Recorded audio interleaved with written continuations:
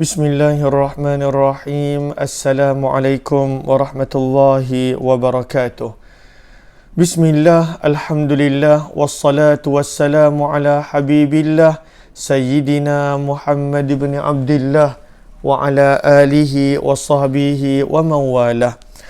Allahumma rabbi syrah lana sudurana wa yassir lana umurana wahlul 'uqdatam min alsinatina yafqahu aqwalana. Allahumma fakkihna fid din wa 'allimna at-ta'wil. Allahumma alhimna marashid umurina wa a'idna min shururi anfusina birahmatika ya rabbal alamin. Walhamdulillahi rabbil alamin.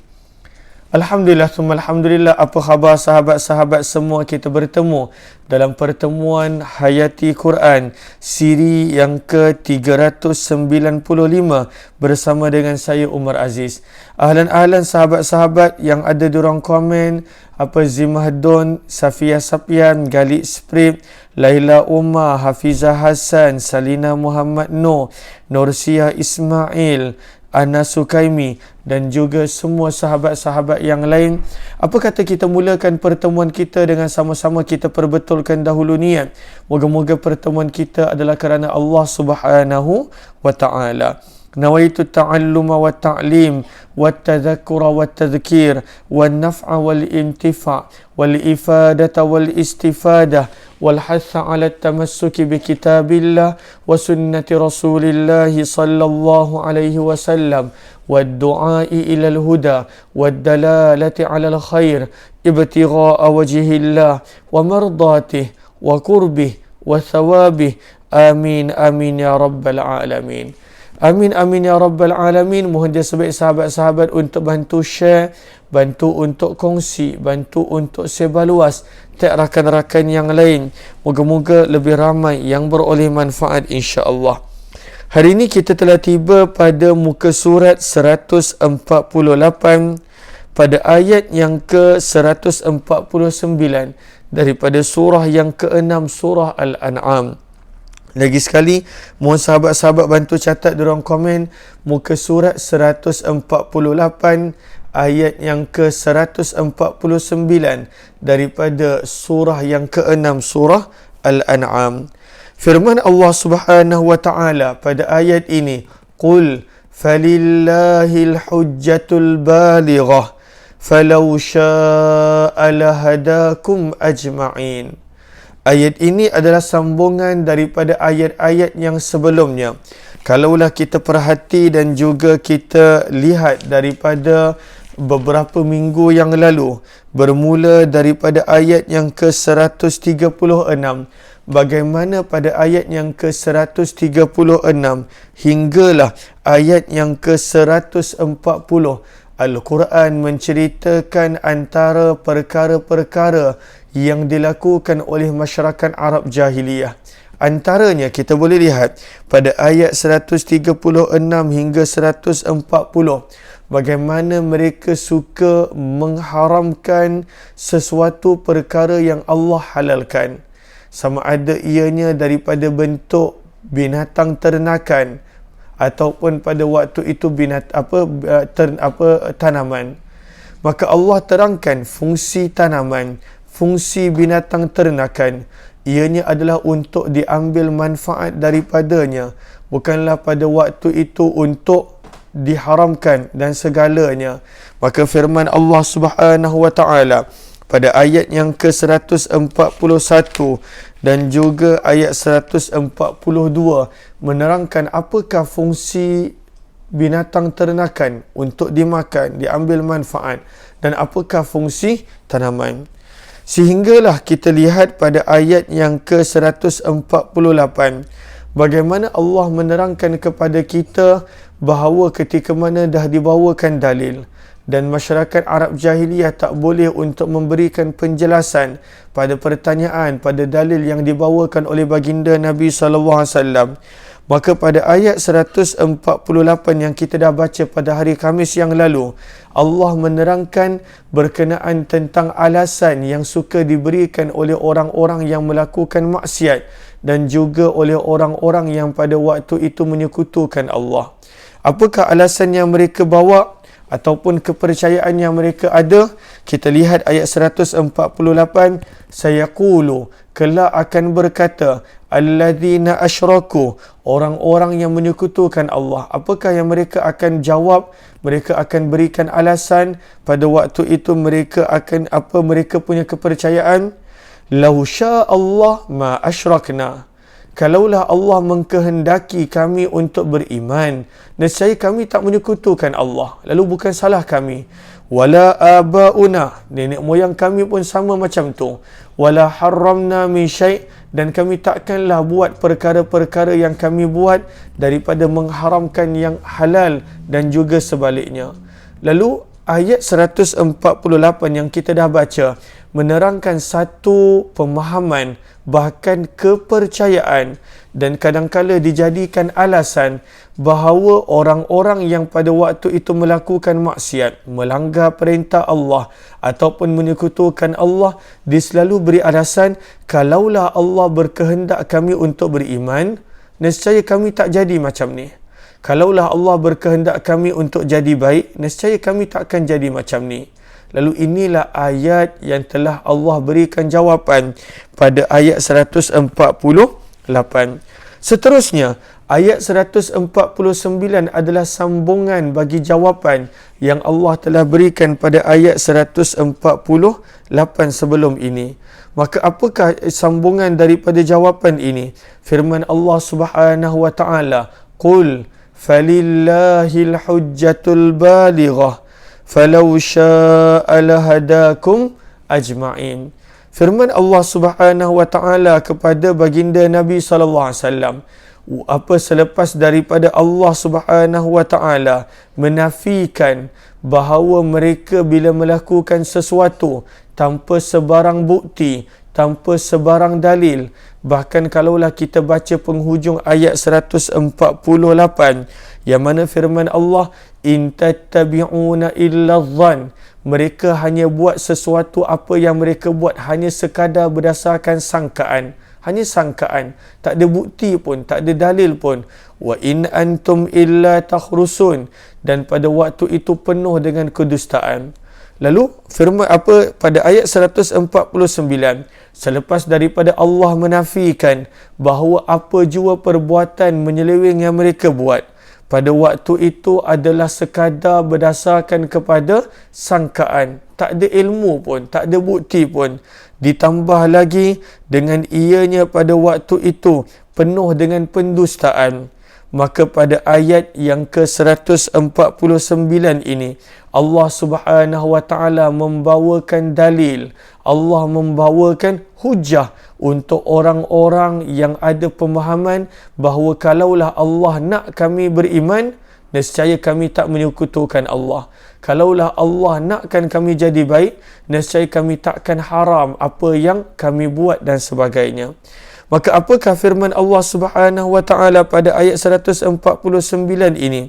Firman Allah Subhanahu wa taala, "Qul", katakanlah wahai Muhammad, katakanlah wahai Rasulullah, wahai Muhammad, kepada siapa? Kepada orang-orang yang musyrik ini, kepada orang-orang yang kita dah baca pada ayat 148, mereka punya amalan, mereka punya dasar kepercayaan hanyalah sangkaan dan hanyalah penipuan. Itu yang kita baca daripada hujung ayat 148. In tattabi'una illa dhann wa in antum illa takhrusun.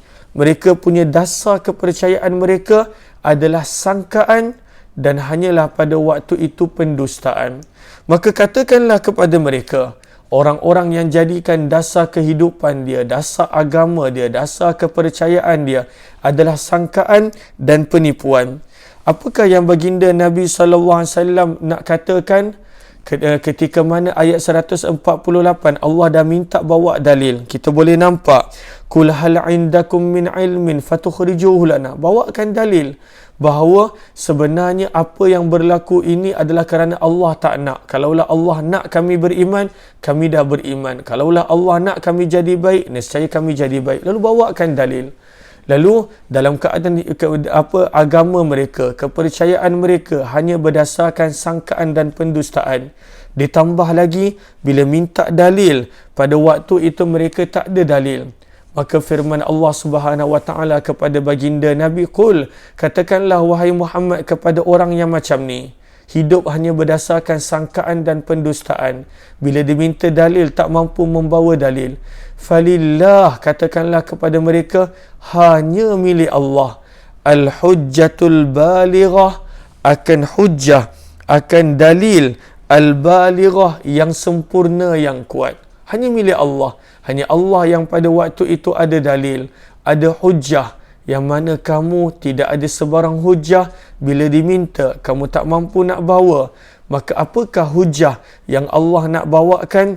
Firman Allah Subhanahu wa taala pada ayat 149 ini, "Falau syaa lahadakum ajma'in." Ini dalilnya. Apakah antara dalilnya? Kita kena faham, dan kita bila kita hayati, kita akan faham. Firman Allah Subhanahu wa taala, apakah dalilnya bahawa dakwaan kamu salah, sangkaan kamu sebenarnya adalah bohong? Firman Allah, maka, lau, jika, ataupun sekiranya, syaa, Allah berkehendak, pasti, hadakum, Allah memberi petunjuk kepada kamu, ajma'in, semuanya. Kalaulah Allah berkehendak, Allah boleh beri petunjuk kepada kamu semuanya. Semua dapat petunjuk. Tak ada orang jahat, semuanya orang baik. Tak ada orang yang menyekutukan Allah, semuanya adalah orang yang beriman. Kalaulah Allah berkehendak. Sebab itu yang kamu kata, apa kalaulah Allah berkehendak, maka akan jadi begini. Kalaulah Allah berkehendak, maka jadi begini.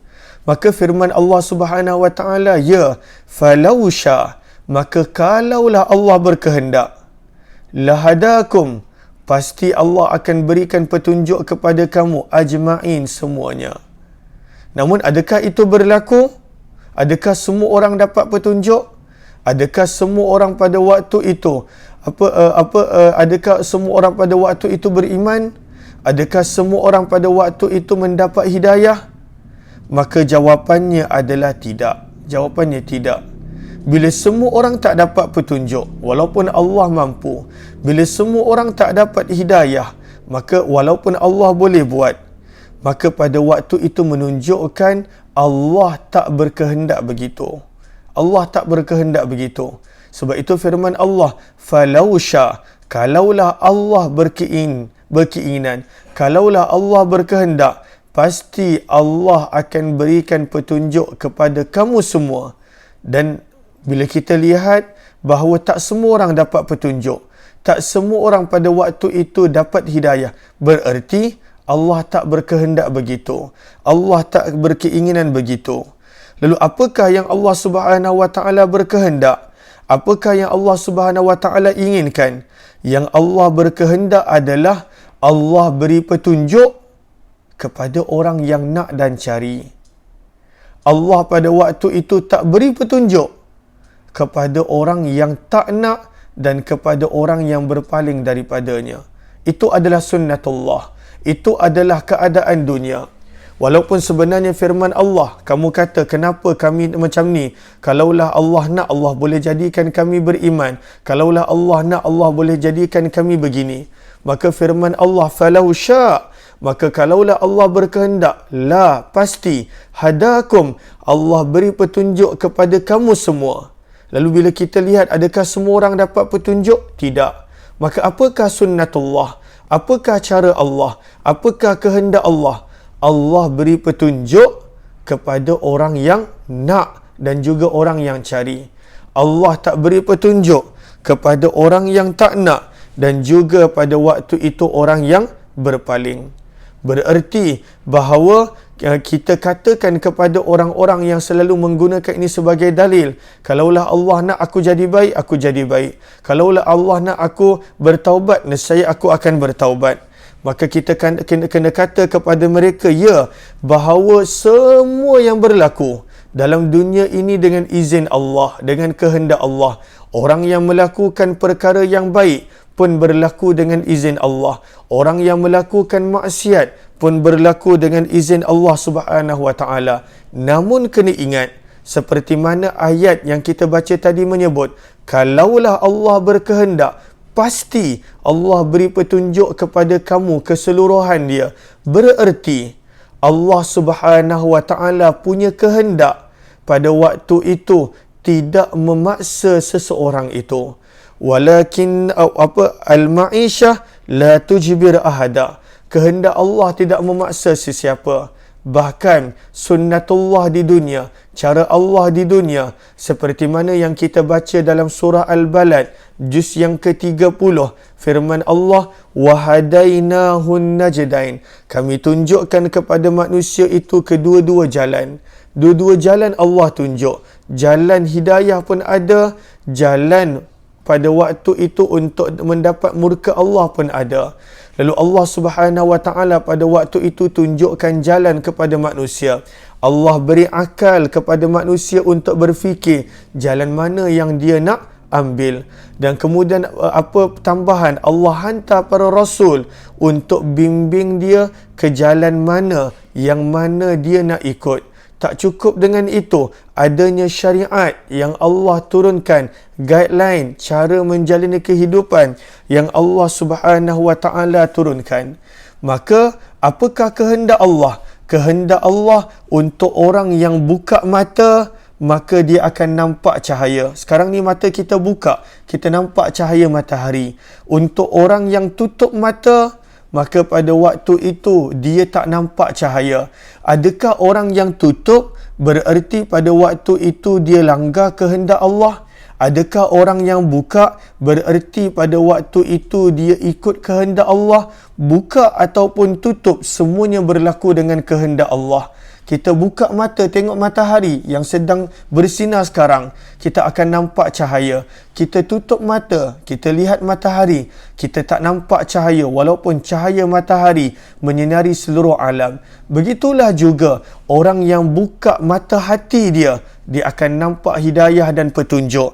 Orang yang mana tutup mata hati dia, maka pada waktu itu dia tak akan nampak cahaya petunjuk walaupun cahaya petunjuk lebih bersinar daripada cahaya matahari. Maka apakah kehendak Allah? Semuanya kehendak Allah. Orang yang tutup pintu hatinya daripada petunjuk, itu pun berlaku dengan kehendak Allah. Orang yang buka pintu hati dia untuk petunjuk, itu pun adalah kehendak Allah Subhanahu wa ta'ala. Falau sya', maka kalaulah Allah berkehendak, la, pasti, hadakum, Allah berikan petunjuk kepada kamu, ajma'in, semuanya. Dan bila kita lihat adakah semua orang dapat petunjuk? Tidak. Bererti kehendak Allah bukanlah untuk memaksa, tetapi kehendak Allah, Allah beri pilihan. Allah berikan kekuatan akal sebagai bekalan. Allah datangkan para rasul sebagai bimbingan. Allah datangkan syariat untuk pada waktu itu cara manusia menjalani kehidupan. Lalu itu maksud firman Allah Subhanahu wa taala, semuanya berlaku dengan izin Allah. Tetapi pada waktu itu dalam kehidupan dunia ini, Allah Subhanahu wa taala memberi peluang kepada manusia. Lalu pada waktu ini bila kita faham benar-benar kehendak Allah dan kemudian apa pilihan yang Allah berikan, maka daripada sinilah dakwaan orang yang mendakwa bahawa sesungguhnya Allah Subhanahu wa taala bila kehendak sesuatu bererti Allah kena paksa, Allah memaksa manusia, itu salah. Sebenarnya bila Allah berkehendak sesuatu, apa yang berlaku di alam ini semuanya dengan kehendak Allah. La haula wa la quwwah illa billahil aliyyil azim. Namun Allah pada waktu itu beri pilihan kepada manusia. Sama ada dia nak petunjuk, lalu dia dapat. Ataupun dia tak nak petunjuk, maka dia tak dapat. Berapa banyak orang yang mana kalaulah dia nak, dia boleh duduk mencari ilmu. Berapa banyak orang yang kalau dia nak, dia boleh sambung tidur. Ataupun mungkin dia tak bangun subuh, dia terus tidur. Itu pilihan manusia. Adakah orang yang tidur berlaku bukan dengan kehendak Allah? Ataupun orang yang tidur berlaku dengan kehendak Allah? Semuanya berlaku dengan kehendak Allah. Dan itu adalah pilihan manusia. Apakah yang manusia pada waktu itu mahu, maka dia akan dapat, itulah yang dia akan dapat. Maka daripada sini kita nampak bagaimana Allah berikan kepada manusia pada waktu itu kedua-dua jalan, petunjuk dan juga kesesatan. Dan Allah pada waktu itu berikan kepada manusia akal untuk dia benar-benar berfikir pada waktu itu jalan yang mana yang elok. Sebab itu semua manusia dilahirkan atas fitrah.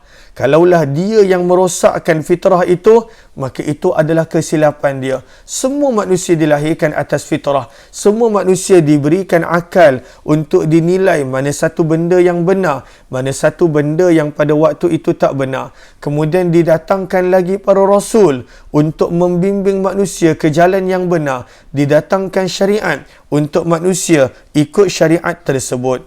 Maka inilah maksud bahawa semua yang berlaku dengan kehendak Allah, tetapi bukanlah maksud dia apa jua kehendak Allah maka Allah paksa manusia untuk melakukan itu. Sebab itu sangat salah dakwaan orang-orang yang mendakwa pada ayat 148, kalaulah Allah berkehendak, nescaya kami beriman. Kalaulah Allah berkehendak, nescaya kami jadi baik. Kalaulah Allah berkehendak, nescaya kami tak buat maksiat. Persoalannya, kamu ada kekuatan untuk meninggalkan maksiat. Kenapa tidak? Kamu pada waktu itu ada peluang untuk beriman. Kenapa kamu tak beriman? Hakikatnya, perkataan itu adalah kamu lakukan untuk menjustifikasikan perbuatan yang salah, untuk menampak benar pemahaman yang salah, untuk menyedapkan hati tentang kepercayaan kamu yang salah. Maka inilah jawapan yang Allah Subhanahu Wa Taala berikan setelah pada penghujung ayat 148 Allah menyebut dengan jelas, in tattabi'una illa dhann, bahawa dasar kepada dakwaan kamu itu hanyalah sekadar sangkaan, wa in antum illa takhrusun, dan penuh dengan kedustaan. Sebab bila Allah minta dalil, daripada manakah dalil ilmu berkenaan tentang dakwaan itu, maka kamu tidak boleh beri jawapan pada waktu itu. Lalu sama juga macam orang kata, Allahumma salli ala Sayyidina Muhammad, rezeki saya banyak ni sahaja. Maka pada waktu itu sebenarnya kurang tepat. Berapa banyak orang yang mana rezeki dia lebih daripada itu. Apabila dia nak mencari contohnya ilmu untuk bagaimana mencari rezeki, bukan sekadar pada waktu itu dia duduk tak mencari rezeki. Ataupun contohnya orang yang mana dia nak anak, rezeki saya tak ada anak, tapi dia berkahwin pun tidak. Macam mana nak dapat anak? Kalaulah dia berkahwin pun tidak. Samalah juga dalam petunjuk, seseorang tu tak boleh nak kata, kalaulah Allah nak saya jadi baik, maka saya jadi baik. Kalaulah Allah nak saya beriman, saya beriman. Kalaulah Allah nak saya meninggalkan maksiat, saya meninggalkan maksiat. Sangat salah kata-kata seperti itu. Ya, semua berlaku dengan kehendak Allah. Tapi Allah telah berikan kepada manusia pada waktu itu bekalan yang cukup untuk dia sampai kepada Allah, untuk dia kenal Allah. Seperti mana Allah berikan kepada manusia bekalan yang cukup untuk dia mencari rezeki. Dengan ilmu dia, dengan pengetahuan dia, dengan usaha dia, dengan istiqamahnya dia. Maka inilah yang kita nampak bagaimana firman Allah, falau sya', kalaulah Allah berkehendak, lahadakum ajma'in, pasti Allah beri petunjuk kepada setiap daripada kamu. Tetapi bila kamu lihat, adakah semua orang dapat petunjuk? Tidak. Bererti kehendak Allah, sunnatullah adalah bukan begitu. Sunnatullah adalah Allah berikan pada waktu itu keperluan dan juga Allah tunjukkan jalan. Tetapi bila kamu tutup mata, kamu tak akan nampak cahaya matahari. Bila kamu tutup mata hati, kamu tak akan nampak petunjuk ilahi. Moga-moga menjadi jelas akan akan penerangan pada ayat ini. Lalu bila next time kita dengar ucapan orang kata, aku bukan tak nak berubah, tapi Allah tak berkehendak begitu, maka sebenarnya kita tahu itu adalah ucapan yang salah, ucapan yang pada waktu itu cuba menjustifikasikan perbuatan mereka yang salah. Moga-moga bermanfaat pertemuan pada hari ini. InsyaAllah esok kita sambung ayat 150 insyaAllah. Amin ya Rabbal Alamin. Wabillahi taufiq wal hidayah. Assalamualaikum warahmatullahi wabarakatuh. Kita jumpa jam 3.15 nanti jika Allah izinkan. Wabillahi taufiq wal hidayah. Kepada yang kali pertama join, jemput join Telegram channel Kuliah Umar Aziz. Terima kasih semua.